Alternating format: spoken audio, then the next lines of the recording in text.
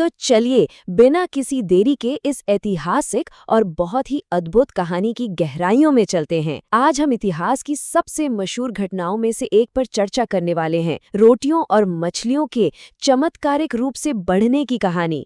सच कहा जाए तो ये महज एक पुरानी कथा नहीं है, बल्कि ये समझने का एक बेहतरीन नजरिया है कि जब सीमित संसाधनों का सामना असीमित विश्वास से होता है तो असल में क्या होता है। मूल ग्रंथों में जो लिखा है उसके विशाल पैमाने को समझने के लिए सबसे पहले इस भारी भरकम संख्या पर गौर करना होगा। 5000 से भी ज्यादा लोगों की एक विशाल भीड़, ये कोई छोटी मोटी सभा नहीं थी। लोग मीलों का सफर तय करके सिर्फ सुनने और कुछ नया सीखने के लिए इकट्ठा हुए थे। भाग 1, यीशु की शिक्षा और भीड़। कहानी की शुरुआत एक बहुत ही खास और आध्यात्मिक माहौल से होती है। यीशु मसीह ने पूरे दिन इस विशाल भीड़ का ध्यान पूरी तरह से अपनी ओर खींचे रखा। वे एक पहाड़ी पर लोगों को परमेश्वर के असीम प्रेम और दया के बारे में सिखा रहे थे। सुबह से लेकर शाम हो गई, लेकिन लोगों की दिलचस्पी बिल्कुल कम नहीं हुई। यह बात उस शिक्षा के गहरे और जादुई प्रभाव को साफ साफ दर्शाती है। आगे बढ़ते हैं। भाग 2, भूख और चेलों की चिंता। अब यहाँ से स्थिति थोड़ी तनावपूर्ण होने लगती है। शाम ढल रही है, जगह एकदम सुनसान है और जाहिर है हजारों लोगों को जोरों की भूख लगने लगी है। यीशु के चेले स्वाभाविक रूप से घबरा जाते हैं। उनका एक बहुत ही व्यावहारिक सुझाव था कि इस विशाल भीड़ को तुरंत आसपास के गांवों में भेज दिया जाए ताकि वे खुद के लिए खाने का इंतजाम कर सकें। और ठीक इसी घबराहट और उलझन के बीच यीशु की तरफ से एक ऐसा निर्देश मिलता है जो पहली नज़र में बिल्कुल असंभव सा लगता है। उन्होंने कहा, तुम ही इन्हें खाना दो। इस एक वाक्य ने चेलों को पूरी तरह से हैरान कर दिया। भाई, इतने सारे लोगों के लिए एकदम से भोजन का प्रबंध करना मानवीय रूप से किसी भी तरह मुमकिन नहीं लग रहा था। भाग 3, 5 रोटियां और 2 मछलियां। जब किसी को कोई रास्ता नजर नहीं आ रहा था, तभी कहानी में एक बहुत ही दिलचस्प मोड़ आता है। एक छोटा लड़का भीड़ से आगे आता है और उसके पास जो कुछ भी था, केवल 5 रोटियां और 2 मछलियां, वो पूरी तरह से अर्पित कर देता है।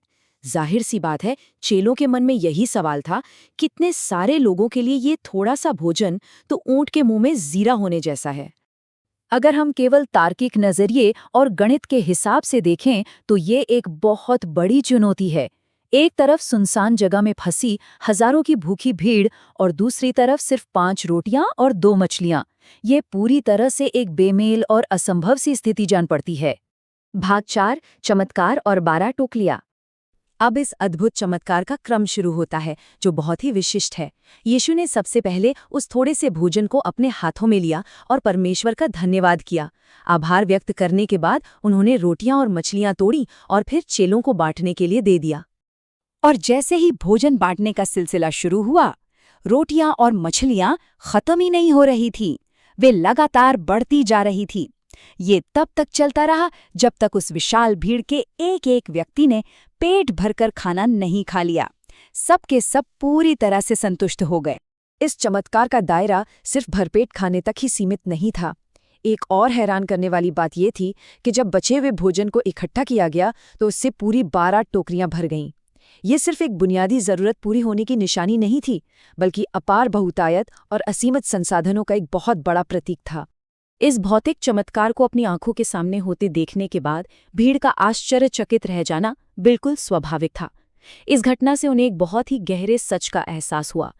वे समझ गए कि उनके सामने खड़े यीशु केवल एक आम शिक्षक नहीं है, बल्कि कोई ऐसे व्यक्ति हैं जो परमेश्वर की असीम शक्ति से भरे हुए हैं। और अंत में भाग 5, इस कहानी से मुख्य सीख।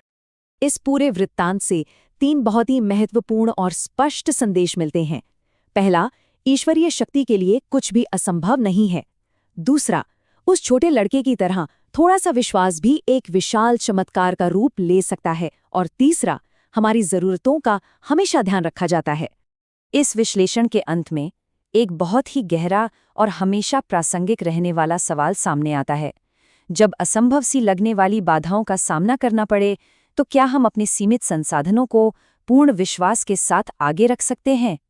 ये विचार करने वाली बात है कि कैसे आज के समय में भी हमारा एक छोटा सा विश्वास एक बहुत बड़े चमत्कार में बदल सकता है।